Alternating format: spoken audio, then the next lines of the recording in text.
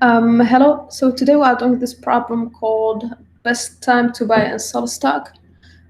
So we have an array where the ith element is the price of a stock on a day I, on a given day. And then we want to design an algorithm to find the maximum profit. So we may complete as many transactions as we want, as in buy one and then sell one share of the stock multiple times. But I think what they mean here is basically that we can buy multiple, like on day one we can buy and then sell it in day two, and then we can buy it in day three and sell it on day like 5. So we can do multiple transactions.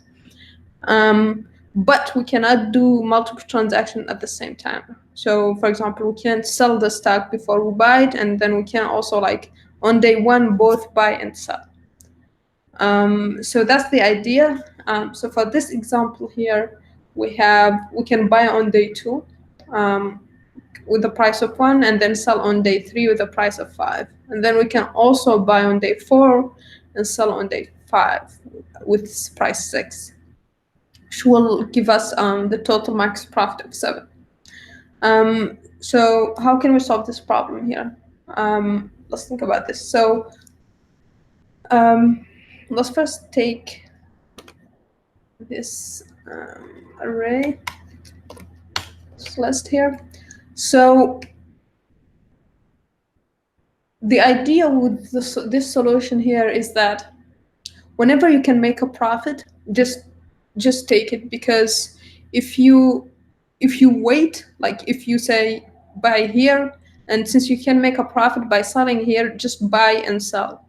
And here you can't, since you don't have anything to sell.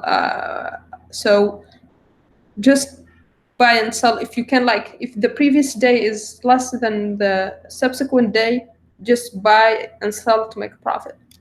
So you could think, okay, I'm just going to buy 1 here and then sell at the max price at 6, but then you would have lost like the difference here and the difference here. So you could make even more.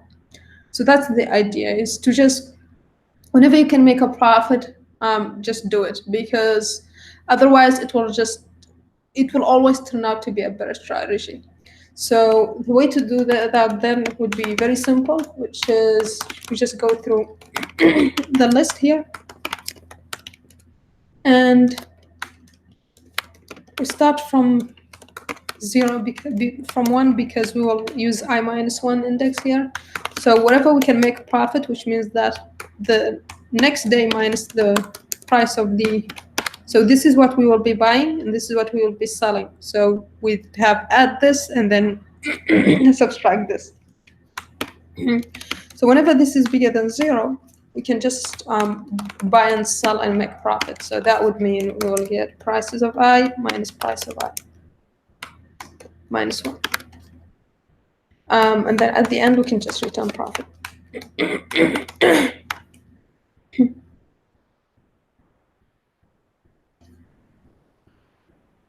Okay, so this solution passes. We can just make this a little bit shorter using Python's tool here. So you notice what we are doing is just we are checking every element and the one next to it, and if they are bigger than 0, then we can just add them to profit. So what does this mean is that we are kind of zipping this part of the list with this part, so that we can have with this part actually, so that we can have 7 and 1, which won't happen because the profit is less than 0. 1 and 5, which will happen. 5 and 3 won't happen because it's less than 0. 3 and 6, yes, we can do that. 6 and 4, we can't. And then 4, there is nothing to zip it with. So that's what we are doing. We are taking this, zipping these two values, and then we are taking every pair of this zip and checking if it's bigger than 0, then we add it to the sum. So we are doing a sum of all pairs here if their difference is 0. So what we are doing here is sum of difference between pairs of the zip of that zip if that difference is positive. That's what we are doing. And that sum is the profit. That's what we are doing. So let's just write this exactly as we said there. So that would be sum of B minus A, which is the difference, if for A and B in the zip of these two. So this one is just prices itself, but this one is prices but without the first element. So that's just prices 1. So we just need to zip these two.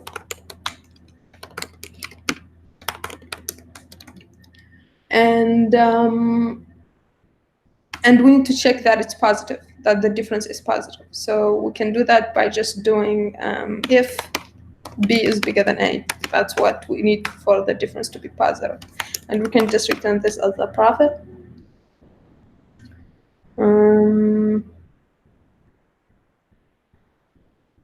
Yep, zip needs to be like this, and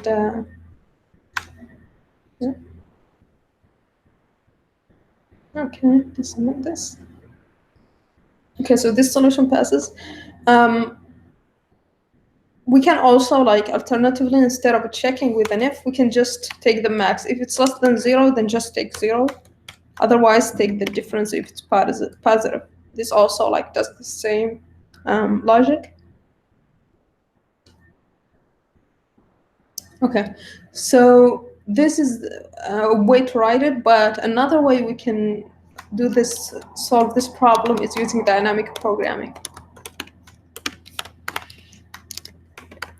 So whenever we are thinking of a dynamic programming solution, so basically here it's maximizing profit by doing multiple, like, smaller optimum solution that combine to give us a global optimal solution.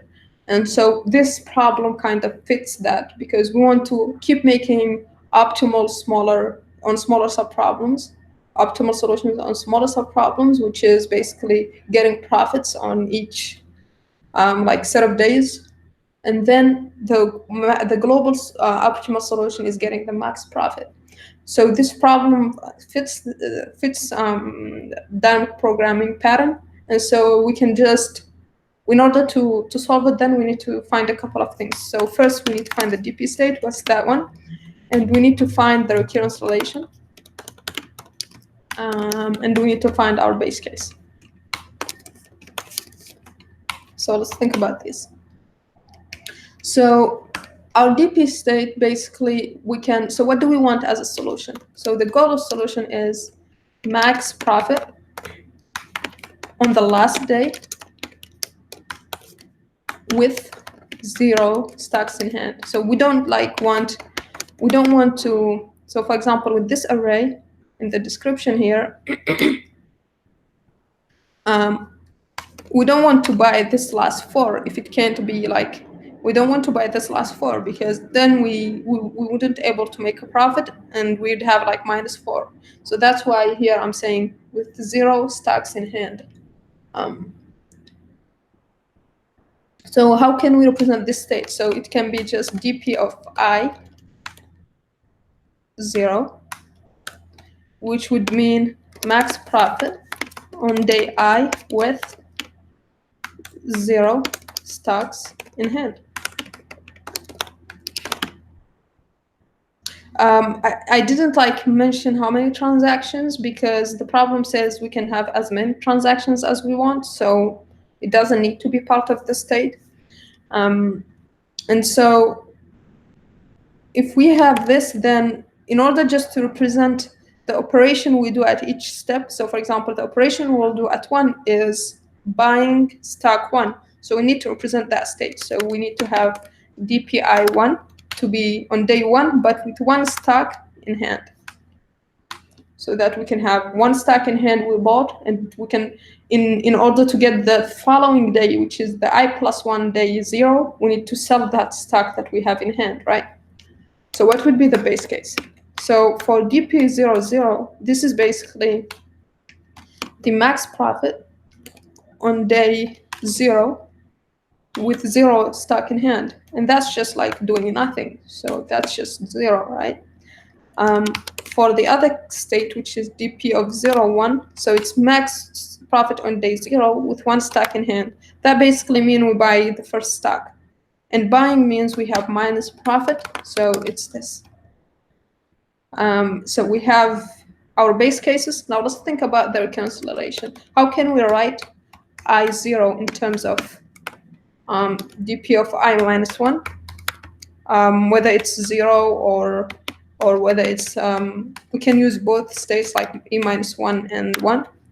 And how can we write dp of I1 using also both?